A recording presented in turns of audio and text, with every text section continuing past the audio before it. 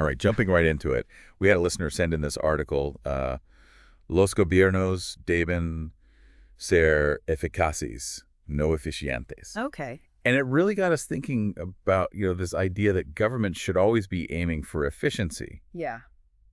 Is it always a good thing to just squeeze the most out of every tax dollar, or are we sometimes missing the bigger picture?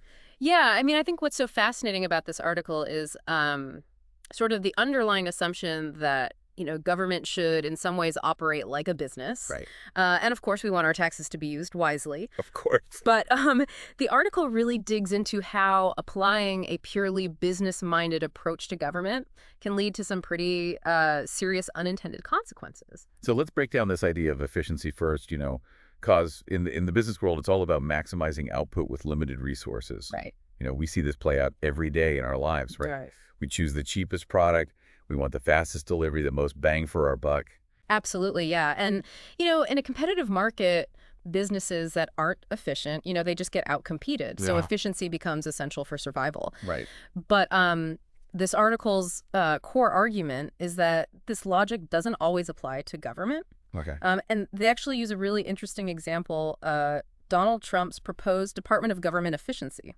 Oh, okay. Or DOGE, as it was called. Okay. And on the surface, streamlining government, eliminating waste, that all sounds great, right? Sure. But it makes you wonder, where do we draw the line? Yeah, where do we draw the line? And the article gives some pretty, thought-provoking examples. Like imagine a high-speed police chase. Would we want officers to be hesitant to use fuel if it meant jeopardizing public safety? Yeah. Or what about, court proceedings, right? What if, the idea of due process, meaning everyone gets a fair chance to defend themselves, was sacrificed in the name of speed and cost cutting? I think those are really great examples of where a purely efficiency-driven approach could actually erode some pretty fundamental, rights and values that we hold. Absolutely. So it sounds like in these situations, effectiveness, meaning actually achieving the desired outcome, is more crucial than just being efficient. Right. Effectiveness in government means achieving what we as a society set out to do. Right. Even if it means spending a bit more, taking a bit longer. Okay. It's about ensuring the government actually delivers on its promises to its citizens. But that raises another question, how do you actually measure effectiveness in government? Unlike a business that has a clear profit motive, the goals of government are so much broader and harder to quantify. You're absolutely right. It's not as simple as looking at a balance sheet, Right. Government effectiveness often involves balancing multiple and sometimes even competing priorities. Yeah. Think security versus freedom, justice versus speed, equity versus cost savings. Right. There's no easy formula. Right. Because what's considered effective can really change depending on the context of the political climate. It sounds like navigating all of these complexities requires a very different mindset from the one that's, typically rewarded in the business world. Yeah. Which brings us to another interesting point the article raises, this whole idea of the transition of business leaders into government roles. Yeah. I mean, we see it all the time, right? All the time. Successful CEOs, entrepreneurs taking on, public service positions. Yeah. And it can be a really tricky transition. Yeah, I can imagine. Because they come armed with all these valuable skills. Yeah. But those skills might not always translate to the unique challenges of governing. Yeah, so what kinds of challenges do they face? Because it seems like, just on a fundamental level, the goals are so different, right? Like one is focused on maximizing profit for shareholders. Right. And the other one is serving the needs of all citizens. Exactly. It's a major mindset shift. In business, you're often looking to capture the gains, right, for your company. Right. But in government, it's about creating value for others, for the entire community. Right. And the stakeholders are much broader, too. Right. In government, you're accountable to all citizens, even those who might not agree with you. Right. Right. That requires a very different approach to leadership. Yeah. And let's not forget about, the difference in risk tolerance. Oh, absolutely. In business, failure might mean a financial loss, a hit to your reputation. Yeah. But in government, the stakes are so much higher. Yeah. Think about economic crises, national security breaches. The consequences of those kinds of failures can be felt on a much larger scale. Absolutely. And, the article actually identifies 3 key traits Okay. that seem to distinguish business leaders who make that transition to effective public service successfully. Okay. And I think these traits actually really highlight the fundamental differences between these two worlds. Okay. I'm really curious to hear what those are because it sounds like we're about to get into the nitty-gritty Yeah. of what it really takes to be effective in government. Yeah. So let's talk about these 3 traits the article highlights. Okay. So let's talk about these 3 traits. The article highlights, they seem to offer a roadmap for business leaders, or anyone really who wants to make a positive impact in government. Yeah. The first trait is active engagement. These leaders understand that they can't just dictate policy from on high. Right. They need to actively seek out diverse viewpoints, Mm-hmm. understand the needs of all citizens, and be willing to adjust their approach based on what they learn. It's about recognizing that, government isn't one size fits all right. Yeah. You need to be flexible, adaptable, genuinely interested in the needs of everyone you're serving, not just a select few. Precisely. And, the second trait is an experimental mindset. Okay. These leaders are willing to test new ideas, learn from small failures, Right. adapt policies as they go. They recognize that government can't be paralyzed by the fear of making mistakes, Right. and instead they see those mistakes as opportunities to learn and improve. That's interesting because it kind of challenges the idea that government should always be risk averse. Yes. Right. Right. It sounds like there's a place for calculated risk taking. you Yeah. know, for trying new things and being willing to course correct when necessary. Absolutely. And, the final trait, and this one might be the most challenging for some business leaders to embrace, is shifting their focus from profit to creating value for others. Okay. It's about letting go of that capture the gains mentality Right. and embracing a more service-oriented approach Mm-hmm. where the goal is to create a better society for everyone, not just those at the top. This makes me think about how we often hear these calls for, government to be run more like a business. Right. But maybe that's the wrong analogy. Yeah. Maybe the real challenge is to bring the best of both worlds together. Mhm. The efficiency and innovation of the private sector, with the public service ethos and commitment to the common good, Yeah. that really defines effective government. That's a great point. And I think it's important to remember that, governments often operate in areas where markets simply don't function effectively or shouldn't function at all. Right. Things like, providing basic education, Hmm. maintaining national highways, Right, yeah. protecting our borders, Right. These are things that we consider essential for the well-being of society. Yeah. But it might not be profitable for private companies to handle. And that's where this concept of public goods comes in, right? Exactly. These things that benefit society as a whole Yeah, and are often best handled by the government, right, even if it means accepting a certain level of inefficiency. right.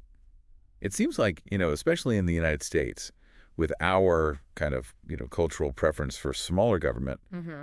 we often struggle with this tension Yeah, between market forces and this need for collective action. absolutely. It's a constant balancing act, Right, Figuring out what we as a society deem so important right, that we're willing to have the government handle it, right. even if it means accepting some level of inefficiency. Yeah, And those priorities can shift over time, too, right, Maybe in the past, having a national postal service was seen as essential. right. But now, with email and all these private delivery companies, that might not be the case anymore. Right. Or maybe in the future, we decide that access to high-speed internet is so crucial that it should be treated like a public utility, right? Right. Even if it's not currently profitable in certain areas. These are all great examples of how context and societal values influence what we consider effective government action. Absolutely. And it highlights why it's so important to have, informed and open discussions about these issues. Right. Because there's rarely a one-size-fits-all solution. I couldn't agree more. And this kind of brings us back to those 3 key traits that we discussed, right? Being actively engaged with citizens, being willing to experiment and adapt, shifting your focus from profit to value creation, these all seem like essential qualities for navigating these complex decisions about what role government should play in society. Absolutely. So we've talked a lot about why efficiency shouldn't be the only metric for judging government's success. Right. But are there ways that governance can become more effective without just blindly chasing efficiency? Yeah, the article doesn't really offer specific prescriptions, Okay. but it really emphasizes the importance of nuance. Mm, Achieving effectiveness requires a deep understanding of the context, the desired outcome. right. It's about asking the right questions, considering a wide range of factors, not just focusing on the bottom line. So instead of just asking, how can we do this cheaper or faster? Yeah. Maybe the question should be, what's the best way to achieve the desired outcome? Right. Even if it means being a little less efficient in the traditional sense. Exactly. And that might involve considering things like, equity, fairness, long-term sustainability factors that a purely financial analysis might miss. You've hit the nail on the head. It's about taking a more holistic view Right. and recognizing that there are often multiple dimensions to success in government, Hmm. and being willing to have those tough conversations about trade-offs and priorities Right. because, resources are limited. Yeah. Demands are often competing. This has been incredibly insightful. It's Yeah. really, challenging me to think differently about the role of government Yeah. and how we measure its success. Hmm. It's not just about cutting costs and streamlining processes. Right. It's about achieving the right outcomes for the people it serves. Well said. And, I think that kind of leads perfectly into the final part of our deep dive, Yeah. where we can bring this all together and consider what this means for each of us as individuals engaging with our own governments. Yeah, let's do that. We'll be right back after a quick break to wrap up this fascinating discussion. All right, we're back and ready to, wrap things up here. Yeah. So, we've been talking a lot about this tension between efficiency and effectiveness in government. So, what are your kind of final thoughts on all this?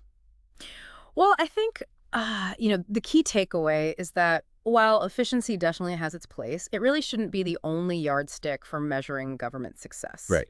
Sometimes focusing too much on doing things cheaply and quickly can actually backfire and lead to these unintended consequences Yeah. that end up hurting the very people the government is supposed to serve. Right. It's like, trying to fix a leaky faucet with a hammer. Yeah. You might think you're being efficient, but you could end up causing more damage in the long run. Exactly. So the real challenge is finding that balance between efficiency and effectiveness. And I think, as we've discussed, achieving effectiveness in government is a much more nuanced endeavor. Right. It requires, understanding the specific context, being willing to experiment and adapt, and always keeping in mind the needs of all citizens. Right.